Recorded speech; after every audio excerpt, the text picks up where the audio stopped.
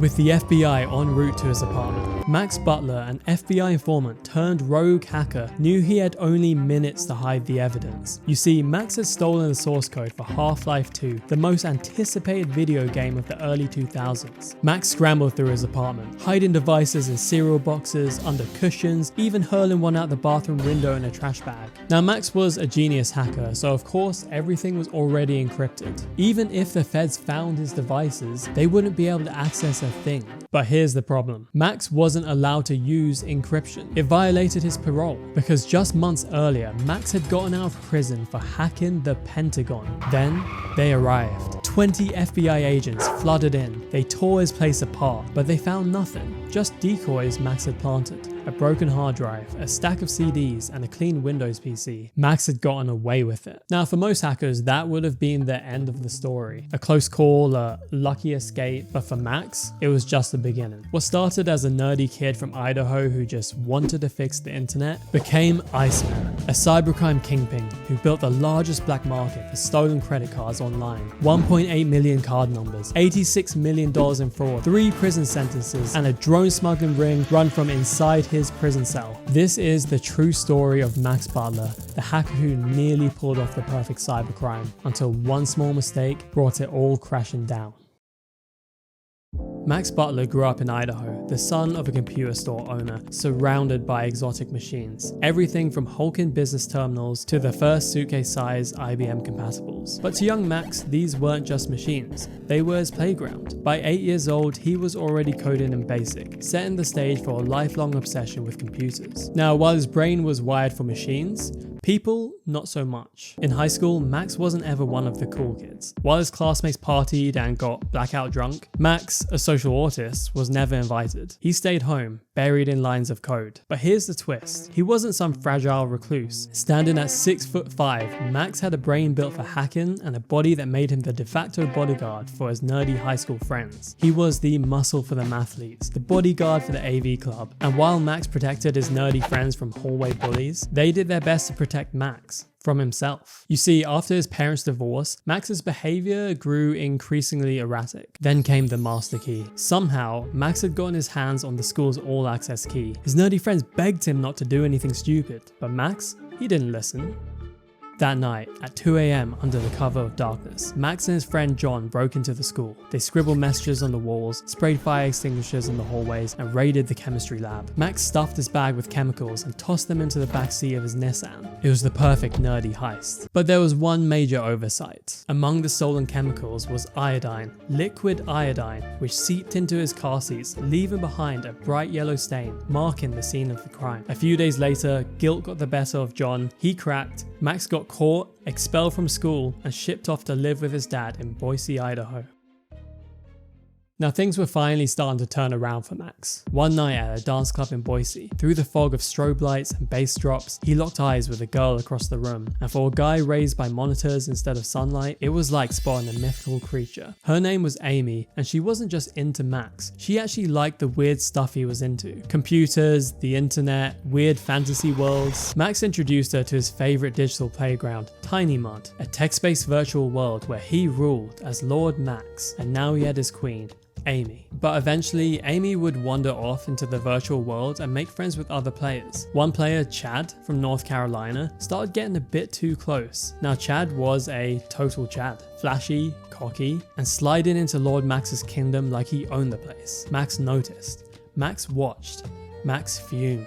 And then one day, Amy admitted it. She and Chad had exchanged photos, and they had been talking on the phone. This wasn't just virtual anymore. In a flash of rage, he assaulted Amy. She took action by filing a restraining order, but Max didn't care. He couldn't let it go. Then came the van. It was a normal afternoon in Boise. Max was driving alone, silent, coiled, and then he saw her, Amy, standing on the sidewalk, laughing with another guy. The world around Max blurred. His grip tightened. His foot hit the gas. The engine roared. He aimed the van at the sidewalk. Amy froze. The van closed in. 1 second from horror, then Max turned at the very last second, the van missing her by inches. She wasn't hurt, but the message was clear, and so was the judge's response. Max Butler was sentenced to 5 years behind bars.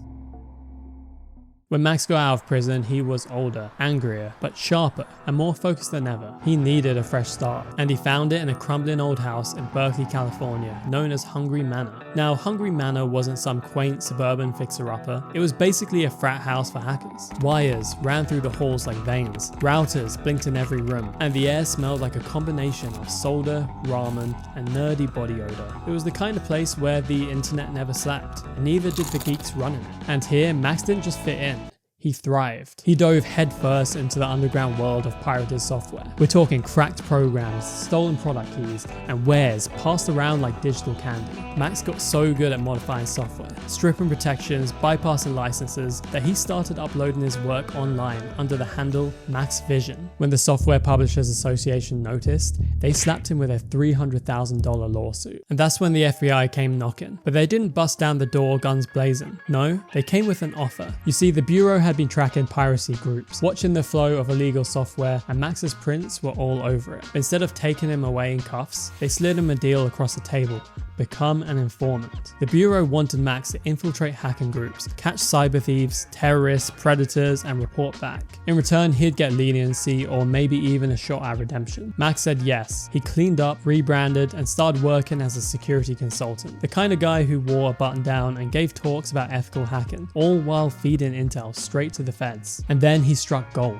Max discovered a massive vulnerability in Bind, the Berkeley Internet name domain. Now, for the average person, that means absolutely nothing. But Bind was basically the software that made the internet work. It handled DNS, translating IPs into web addresses. If Bind broke, the internet broke. So Max did the responsible thing. Well, sort of. He wrote a patch and pushed it out quietly to thousands of servers around the world. Admins unknowingly downloaded his fix, trusting that some kind, anonymous cyber Samaritan had just saved their systems. But what they didn't know was Max had left a backdoor in every single one of them. That's right. The same patch that closed the hole gave him his own secret key to walk right back in. Now Max had root access to thousands of systems across the internet. We're talking about the US military, the Pentagon, the FBI, the Air Force, the Department of Defense. Now, he didn't use the access to do anything nefarious. He just kind of liked knowing he could. But eventually someone noticed the pattern. An investigation traced the backdoor to Max. And this time, when the feds came calling, there was no deal.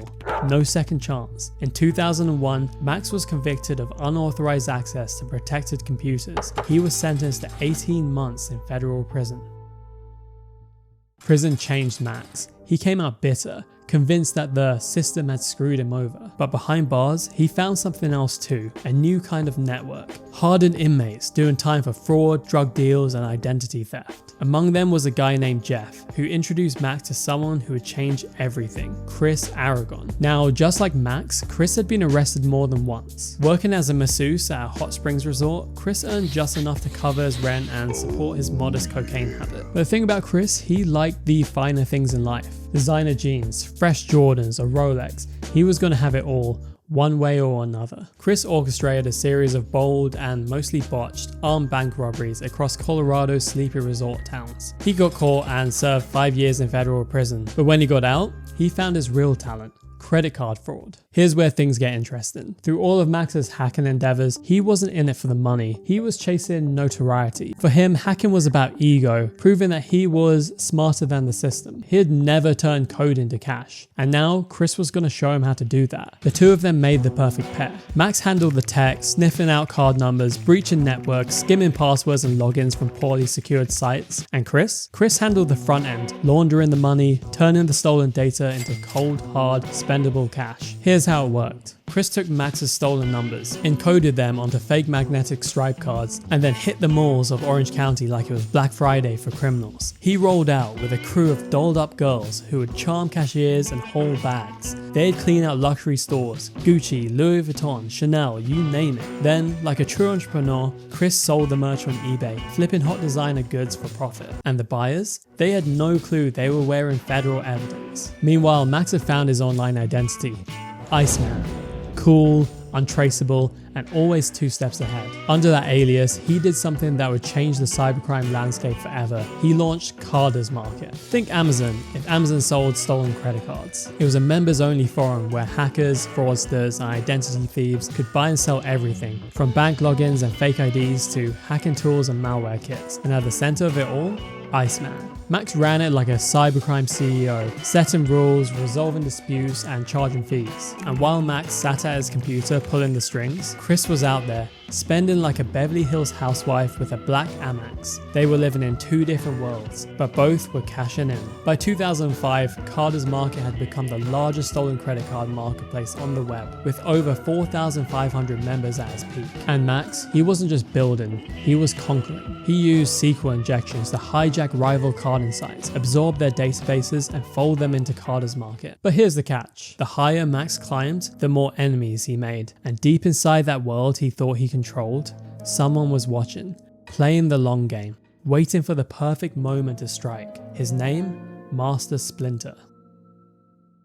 On the surface, Splinter looked like just another shady figure in the cybercrime underground, a longtime spammer with Eastern European roots, known for moving massive volumes of junk email and stolen data. But behind the keyboard, he wasn't a hacker from Warsaw. He was FBI agent Keith Mularski, sent to infiltrate Dark Market, Max's biggest rival. While Max had built his empire in the open, the Bureau went stealth mode. Mularski posed as a notorious Polish spammer so convincingly, he even landed himself on real anti-spam blacklists. His plan worked. He gained the trust of Dark Market's admin, Gilsey, and convinced him to move the forum onto a secure server. What Gilsey didn't know? That server belonged to the FBI. Instantly, the feds had access to everything. Logs, DMs, user data, the whole operation. While Carter's Market and Dark Market battled for dominance, the FBI just watched, quietly collecting. And Max, he had no clue he was helping them build the case. Every site he absorbed, every rival he crushed, just made their job easier. The trap was set, and Iceman,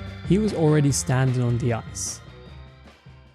By 2007, Max was sitting on a criminal empire that spanned the globe. He had millions of stolen credit card numbers in his possession, 1.8 million to be exact. Estimates say he caused over $86 million in fraud. But while Max was perfecting his digital empire, the FBI was tightening the real-world net. With Dark Market now under their control thanks to Agent Keith Mularski, and Carter's Market hemorrhaging secrets from every side, the Bureau wasn't just looking at Iceman. They were building a case. Emails, chat logs, IP traces, undercover deals, all of it being stitched together in a digital folder labeled Max Vision Butler. But investigators knew that to get to Iceman, they had to go through Chris. So what did they do? They waited for the perfect moment to strike. While Chris and his girls were on a $13,000 shopping spree at Bloomingdale's, the feds pounced, placing Chris in handcuffs. The FBI found stacks of counterfeit credit cards in nearly every room of his home. As it turns out, Chris and his wife had made $780,000 in eBay sales in 3 years. And believe it or not, they were actually planning on leaving the carding game to start their own legitimate fashion company. But that dream was now gone. In the hopes of securing a lighter sentence, Chris turns on Max, revealing that he and Max founded Carter's Market and identifies Max as the infamous Iceman. September 5th, 2007. Max is napping in his San Francisco apartment, fast asleep, tangled in laundry. Then boom, at 2 PM the door exploded open. FBI agents flooded in, guns drawn, commands flying.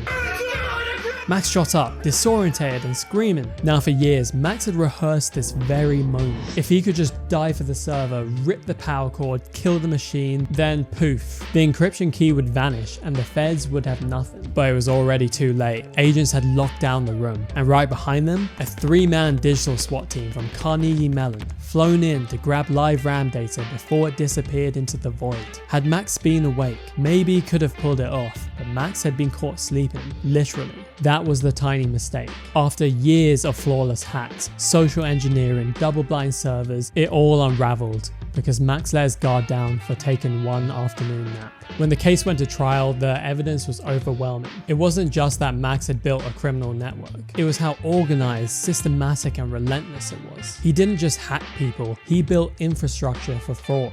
tools, forums, databases, full-on identity theft kits. The judge didn't hesitate. In 2010, Max Butler was sentenced to 13 years in federal prison, the harshest sentence ever handed down for hacking at the time. In a pre-sentencing letter to the judge, Max wrote, "I don't believe further prison time in my case will help anyone. I don't think it is necessary because all I want to do is help. I have a lot of regrets, but I think my essential failing was that I lost touch with the accountability and responsibility that comes with being a member of society." And just like that, the Iceman had officially melted. Now, even behind bars, Max couldn't stop breaking the law. In 2018, he was charged with running a fraud and smuggling ring from inside prison. Prosecutors said Max obtained a contraband cell phone in 2014 and used it to access stolen debit card numbers online, which he then used to funnel money to fellow inmates. But it didn't stop there. According to a former cellmate, Max allegedly ordered a drone to drop contraband into the prison yard. We're talking cell phones, tobacco, drugs, airmailed straight into federal lockup. At least one drop went through, and the guards were tipped off, but they never found the package. Eventually, Max served his time. He was released in April 2021 after more than a decade behind bars. But freedom came with strings attached. 5 years of intense internet supervision, every keystroke he makes monitored. Come April 2026, those restrictions will finally be lifted. And as of today, no one knows where Max Butler is.